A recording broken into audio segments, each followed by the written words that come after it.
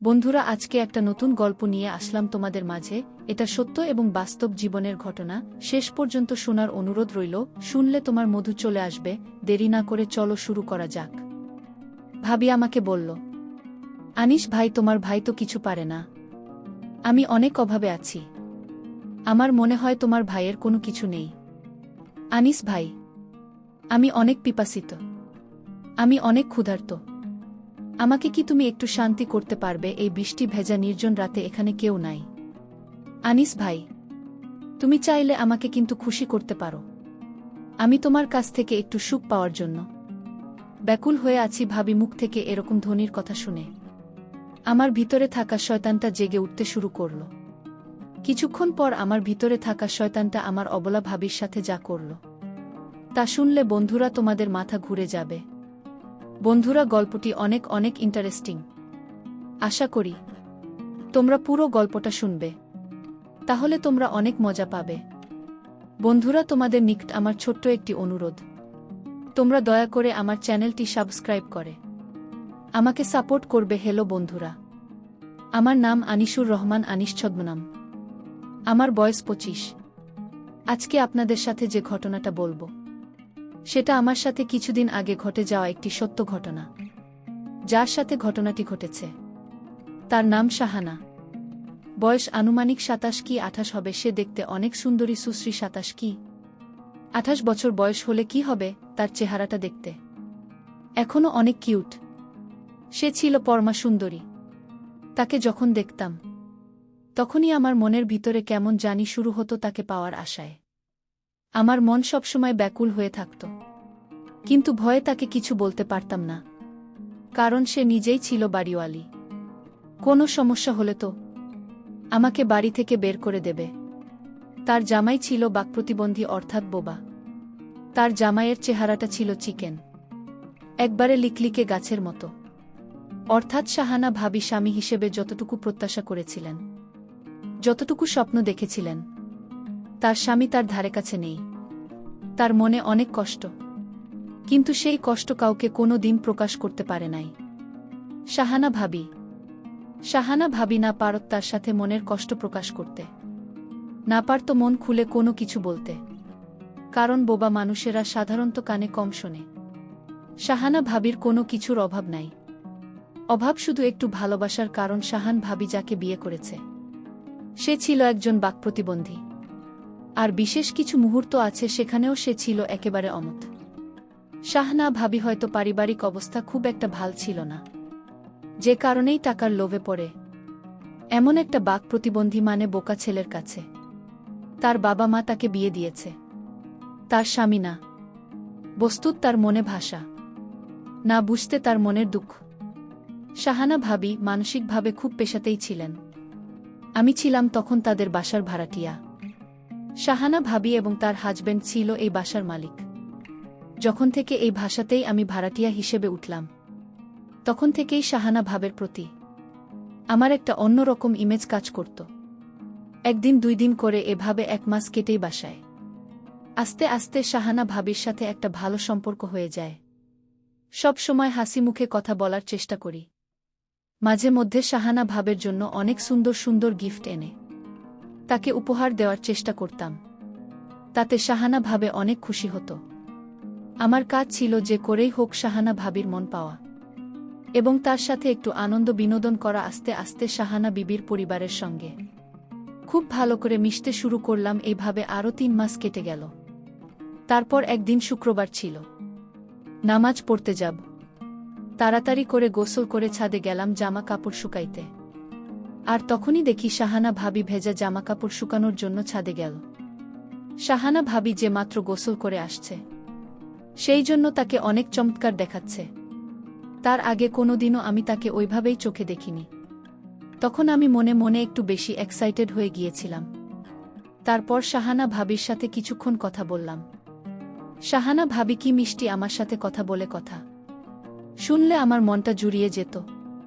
কিছুক্ষণ পর আমি ছাদ থেকে নেমে বাসায় চলে আসলাম। ছাদের মধ্যে শাহানা ভাবিকে যে সুন্দর দেখাচ্ছিল, চোখের মধ্যে শুধু সেটাই ভাসছিল। শুয়ে শুয়ে কল্পনাতে শাহানা ভাবিকে স্বপ্ন দেখছিলাম। আর মনে মনে ভাবলাম, শুধু কল্পনা দেখলে হবে না। শাহানা ভাবিকে তো আমার অনেক পছন্দ। কিভাবে আমি তার সাথে একটু মজা করতে পারি? মনের মধ্যে শুধু একটাই চিন্তা, কিভাবে শাহানা ভাবিকে আমি আপন করে কাছে পেতে পারি। এভাবে ভাবতে ভাবতে ঘুম চলে আসলো। আর এদিকে আমি সুযোগ খুঁজতে থাকি। একদিন রাতের বেলা বাসায় ফিরলাম। আর কি যেন মনে করে শাহানা ভাবি রুমের দিকে গেলাম। আর শাহানা ভাবি রুমের দিকে একটু এগোতেই শুনতে পেলাম রুমের ভিতর থেকে কেমন যেন একটা অদ্ভুত অদ্ভুত শব্দ বাতাসে ভেসে আসছে। তারপর একটু কান পেতে শোনার চেষ্টা করলাম ভিতরে কি হচ্ছে। কান পেতে শাহানা ভাবের কথা শুনতে পেলাম।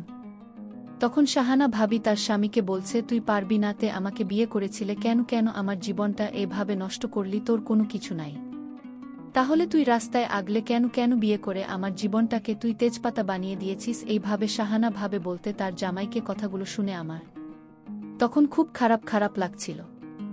কারণ শাহানা ভাবি তার স্বামীর কাছ থেকে কোনো কিছুই পায়নি, একমাত্র হতাশা আর গ্লানি ছাড়া।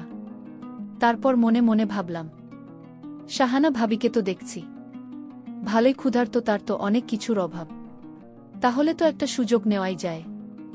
মনে মনে ভাবলাম, সময় এবং সুযোগ বুঝে শাহানা ভাবিকে ঢিল মারতে পারলেই কাজ হয়ে যাবে। বিষয়টা ভাবতে ভাবতে আস্তে আস্তে রুমে চলে গেলাম। আমি অনেক ক্লান্ত ছিলাম, তাড়াতাড়ি ঘুমিয়ে গেলাম। পরে আমি সুযোগ খুঁজতে থাকি। তারপর আরেক দিন ছাদে পাইলাম শাহানা ভাবিকে। পরে তাকে চোখের ইশারায় অনেক কিছু বোঝাতে চাইলাম। সে বুঝতে পেরেছে কি না তা জানি না। তারপর আস্তে আস্তে শাহানা ভাবির কাছে গিয়ে বললাম, ভাবি কেমন আছেন? তারপর ভাবি বলল, জি আনিস ভাই, আমি অনেক ভালো আছি। আপনি কেমন আছেন? আমি বললাম, ভাবি জি আলহামদুলিল্লাহ, আমি অনেক ভালো আছি। পরে আমি ভাবিকে জিজ্ঞেস করলাম, ভাবি আপনাকে দেখে খুব হাস্যোজ্জ্বল মনে হয়, কিন্তু আপনার ভিতরে কেন জানি আমার মনে হচ্ছে আপনি অনেক কষ্টে আছেন, কিন্তু কাউকে বুঝতে দেন না। আমার কথা শুনে ভাবি বলল, আরে আনিস ভাই, আপনি কি বলছেন এসব? আমি খুব ভালো আছি, খুব সুখে আছি। আমি বললাম, না না ভাবি, আমি কিন্তু জানি আজকে রাতে তুমি ভাইয়ের সাথে কি করছো। আমি কিন্তু সব শুনেছি, তুমি কিন্তু ভাইয়ের সাথে মোটেও সুখে নাই। ইচ্ছে করলে ভাবি তুমি কিন্তু সুখে থাকতে পারো, তোমার জন্য আমার সকল দরজা খোলা। আমার কথা শুনে ভাবি একটা মুচকি হাসি দিলেন। তারপর আমি ভাবি হাসি দেখে বললাম, ভাবি হাসিটা খুব সুন্দর। আর ভাবিও একটু খোঁচা দিয়ে বলল, কি ব্যাপার, আমাকে কি পড়ানো হচ্ছে নাকি? হ্যাঁ। আমি বললাম, আপনাকে আসলেই সুন্দর লাগে। শাহানা ভাবে বলল, আসলে আমি সুন্দর? এতদিন তো বলো নাই। আমি বললাম, এতদিন সাহস পাই না। এই ভাবি শাহানা ভাবে বলল, ও আচ্ছা এই কথা। আমি বললাম, আপনার অনেক কিছুই ভাল লাগে আমার ভাবি। শাহানা ভাবে বলল, তাই বলতো দেখি কি কি ভালো লাগে। আমি বললাম, কিছু মনে করবেন না তো? তাহলে বলবো। শাহানা বলল, আরে হয় না, বলো, শুনতে ভালোই লাগছে। আমি বললাম, বলবো আরেক দিন। শাহানা ভাবে বলল, ওকে, আশায় থাকলাম। পরে আমি বাসায় চলে আসলাম আর সুযোগ খুঁজতে থাকলাম কিভাবে কোথায় শাহানা ভাবিকে বসে আনা যায়।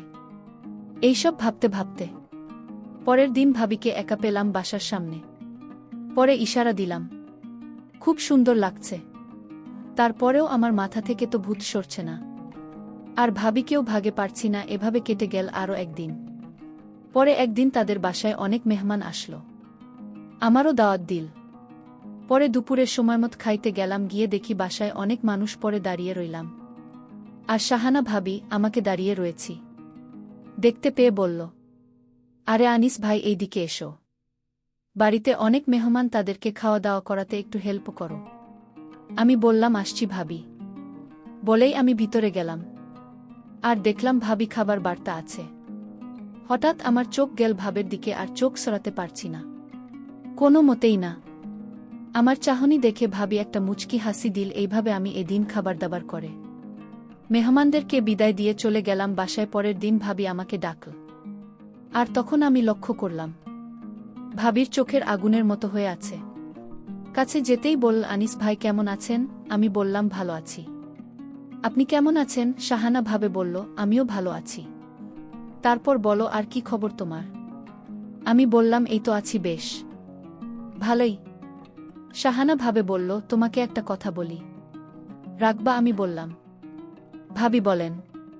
কি বলতে চান? শাহানা ভাবে বলল, আমার না কথা বলার মতো কেউ নাই। আর আপনি তো জানেনই, আমার স্বামী কথা বলতে পারে না, মানে বাক প্রতিবন্ধী। তুমি আমার বন্ধু হবে, আমি তো মনে মনে ভীষণ খুশি হইলাম। খুশি হয়ে আমি বললাম, হে, হতে পারে, কোনো সমস্যা নাই। তারপর থেকে আমি শাহানা ভাবির বন্ধু হয়ে গেলাম। প্রতিদিন তার সাথে আমার অনেক কথা হতো। আস্তে আস্তে আমরা এভাবে এগোতে এগোতে বন্ধুর চাইতেও আরও বেশি হয়ে গেলাম। একদিন শাহানা ভাবি আমাকে বলল, আনিস ভাই, আমার তো অনেক কিছুর অভাব। আপনার ভাই বাক প্রতিবন্ধী, সে তো কিছুই পারে না। আপনি যদি আমাকে একটু খুশি করতেন, তাহলে আমার কাছে অনেক ভালো লাগত। আমি বললাম, ভাবি, আপনি কি বলতে চাচ্ছেন? একটু ক্লিয়ার করে বলেন। তারপর ভাবি আমাকে বলল, ভাই আজকে রাত্রে আমাদের বাসায় আছেন, তাহলে সব বুঝতে পারবেন। আমি তো মনে মনে মহা খুশি, কারণ এত দেখছি মেঘনা চাইতেই জল। ভাবি আমাকে বলল, আনিস ভাই, তোমার ভাই তো কিছু পারে না। আমি অনেক অভাবে আছি। আমার মনে হয় তোমার ভাইয়ের কোনো কিছু নেই। আনিস ভাই, আমি অনেক পিপাসিত, আমি অনেক ক্ষুধার্ত। আমাকে কি তুমি একটু শান্তি করতে পারবে?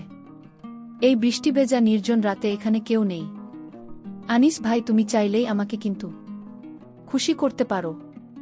আমি তোমার কাছ থেকে একটু সুখ পাওয়ার জন্য ব্যাকুল হয়ে আছি। ভাবি মুখ থেকে এরকম ধরনের কথা শুনে আমার ভিতরে থাকা শয়তানটা জেগে উঠতে শুরু করল। ওমা, হঠাৎ করে দেখি ভাবিনি যে আমার সাথে কেমন জানি আচরণ করতে শুরু করল। আমি তো ভাবি আচরণ থেকে পড়ে অবাক। ভাবে এরকম আচরণ দেখে আমার অবস্থা আরও খারাপ হয়ে যেতে লাগল। তারপর বন্ধুরা ভাবি আমাকে শেষ পর্যন্ত এমন অবস্থা করেছিল যা আমার পরিপূর্ণ নিয়ন্ত্রণের বাইরে চলে গিয়েছিল। নিয়ন্ত্রণ হারিয়ে তারপর ভাবি আর আমি হারিয়ে গেলাম অন্য এক দুনিয়ায়, যেখানে শুধু সুখ আর সুখ। পৃথিবীতে যদি সুখের রাজ্য থাকে, আমার মনে হয় তাহলে সেটাই যেখান থেকে ফেরত আসতে মন চায় না। তারপরেও প্রকৃতির নিয়মে কিছুক্ষণ চলার পরেই সেই সুখ আর চিরন্তন হয় না, সেটা নষ্ট হয়ে যায়। আবার মানুষ স্বাভাবিক অবস্থায় চলে আসে। সেই সুখটা সব সময় থাকে না, একটা পর্যায়ে এসে নষ্ট হয়ে যায়। আমার অবস্থা তাই হয়েছিল। ভাবি অনেক খুশি হয়েছিল আমার সেই মহাজগে বন্ধুরা। তারপর থেকেই 3 থেকে 4 মাস আমার তার সাথে এরকম পরিস্থিতি হয়েছিল। আমি খুব সুখে ছিলাম, খুব আনন্দ পেয়েছিলাম। বন্ধুরা সময়টা ছিল আমার কাছে খুবই আনন্দখান, স্মরণীয়, স্মৃতিযোগ্য। বন্ধুরা, গল্পটি তোমাদের কেমন লাগল অবশ্যই কমেন্ট করে জানাবে। বন্ধুরা, আজকে এই পর্যন্তই। আবারও আসব তোমাদের মধ্যে নতুন কোনো গল্প নিয়ে। গল্পটি যদি তোমাদের ভালো লাগে, তাহলে একটি লাইক দাও। প্রতিদিন আমি তোমাদেরকে এই রকম ইন্টারেস্টিং একটা করে নতুন গল্প উপহার দিব। তাই তোমাদেরকে অনুরোধ করে বলছি, তোমরা যদি এরকম ধরনের ইন্টারেস্টিং গল্প পেতে চাও, তাহলে দয়া করে আমার চ্যানেলটি সাবস্ক্রাইব করো। অবশেষে তোমাদের সকলের সুস্বাস্থ্য কামনা করি। ভিডিওটি দেখার জন্য তোমাদের সকলকে অসংখ্য ধন্যবাদ।